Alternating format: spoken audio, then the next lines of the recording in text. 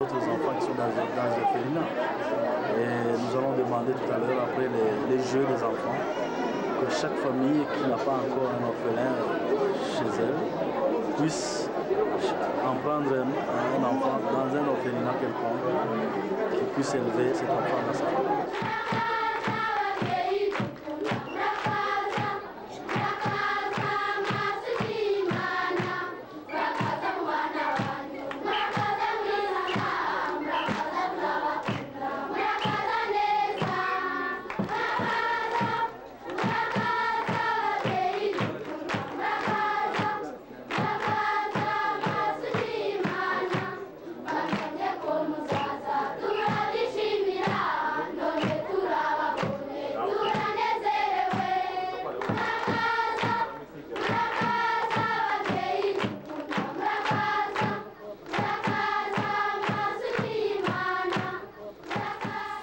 Le système d'éducation a été particulièrement touché par la guerre.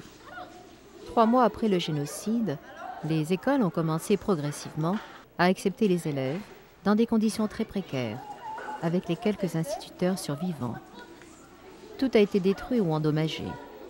Dans cette école primaire d'application Kimihurura, un tiers des écoliers sont des orphelins.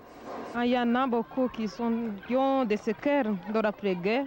Par exemple, des olets à levain, des cicatrices tout autour de la cou, en fait, qui ont été traumatisés beaucoup. Vous avez des conversations avec eux en ce qui concerne leurs traumatismes, leurs expériences? C'est ce que nous faisons chaque fois avant de commencer les autres cours. D'abord, on explique ce qui s'est passé pour que les autres enfants qui n'ont pas vu ça puissent aider les camarades. Comment les enfants réagissent? Tous les enfants ont peur quand on leur parle de ce qui s'est passé. Ils ont peur de quoi? Ils ont peur de ce qui est arrivé et que peut-être ça peut recommencer. Si l'éducation avait marché comme il devait marcher, si on avait respecté les droits de l'homme, les droits de l'homme, les droits de l'enfant à l'éducation, je crois que si les Rwandais n'auraient pas fait ce qu'ils ont fait. Les valeurs fondamentales ont en effet commencé à être enseignées dans les écoles. Mais comme l'explique l'institutrice, la tâche n'est pas aisée. Les plaies sont encore bien ouvertes. Par exemple, ces gens qui ont été traumatisés. Oui, dirait que nous sommes les Rwandais sont les mêmes. Est-ce qu'on parviendra à comprendre? Est-ce que par exemple, moi, on me dira que nous sommes les mêmes alors que j'ai vu tout ce qu'ils m'ont fait? Je suis la seule qui reste dans toute la famille élargie. On va me dire que tous les Rwandais sont les mêmes. Je ne crois pas. Donc, pour accepter ça, ça sera dur pour moi.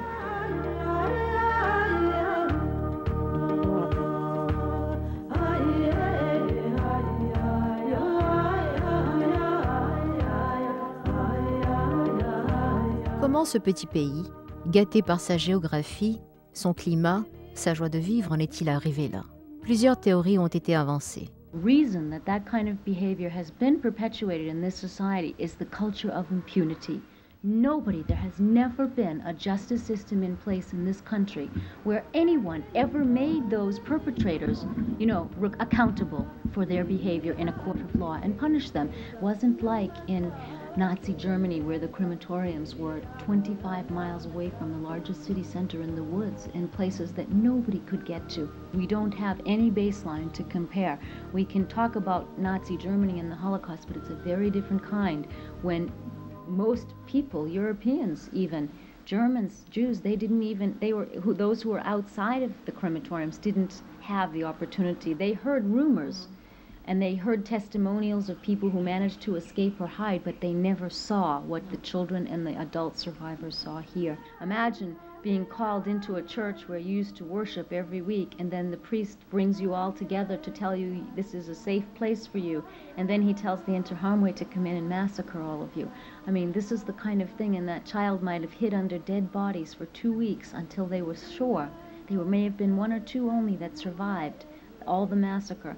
and then they crawl out, and this is what they live with. In order to help the children who are the future of Rwanda, we need to help the adults. And because we know that children only learn their sense of safety and protection and their sense of hopefulness and optimism about the future from the people, the adults in their immediate environment, whether it's their parents or foster parent or caregiver in an orphanage or a teacher.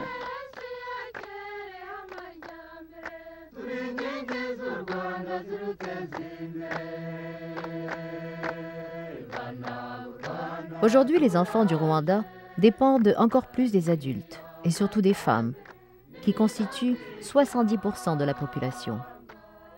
Ces femmes, complètement démunies, traumatisées et sans hommes, doivent jouer un rôle important et dynamique afin de restructurer le pays.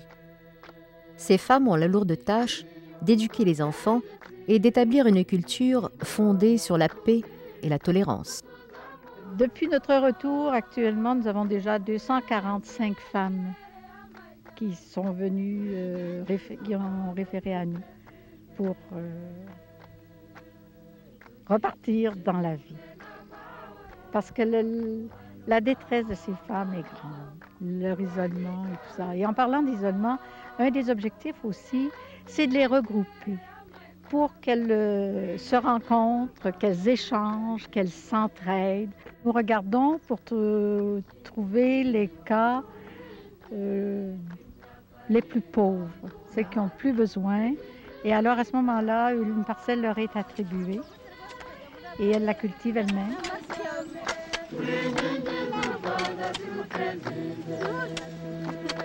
If we don't intervene and help children to express what they saw, then that next generation, as they get older, especially boys, can become more aggressive and acting out, and they can express their pain, what their traumas were from the past, and act them out in very negative ways that will have implications for peace and reconciliation and recovery for the country. If we can get the tribunals underway and we can bring to trial some of the real masterminds, the architects of the genocide, we know that justice is very much parallel with healing in the grief process. When people are grieving, they need to know that there's accountability in society for that.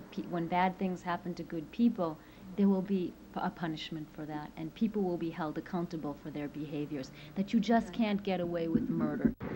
Il est en effet impératif que les criminels soient jugés et punis, mais le système de justice du Rwanda se remet difficilement en place. La majorité de ceux qui travaillaient à l'intérieur de cette structure sont morts ou ont quitté le pays.